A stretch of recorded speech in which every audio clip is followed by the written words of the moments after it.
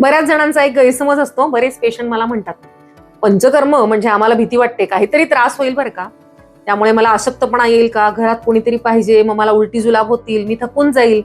पण खरं काय होतं हे जाणून घेणं खूप महत्वाचं आहे. पंचकर्म ही अशी प्रोसेस आहे, अशी ट्रीटमेंट आहे, जी प्रत्येकाच्या प्रकृतीचा, त्याच्या बळाचा विचार करूनच आखली जाते.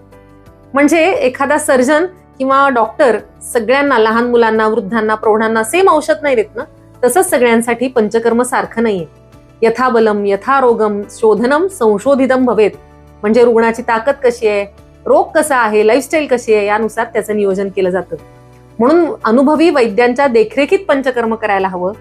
खरं तर पंचकर्म केल्यानंतर शरीर हलकं होतं, मन शांत होतं आणि शरीराला नवा उत्साह मिळतो. पंचकर्माच्या प्रक्रियेदरम्यान थोडासा थकवा किंवा अशक्तपणा जाणवू शकतो, पण शरीर शुद्ध होत असताना एवढा थकवा तर आपण सहन करू शकतो. अगदी खूप घाबरण्यासारखा याचा त्रास काहीही होत नाही. शरीराला संजीवनी देणारी ही ट्रीटमेंट आहे. त्याचा अनुभव घेतला तरच तुम्हाला कळेल.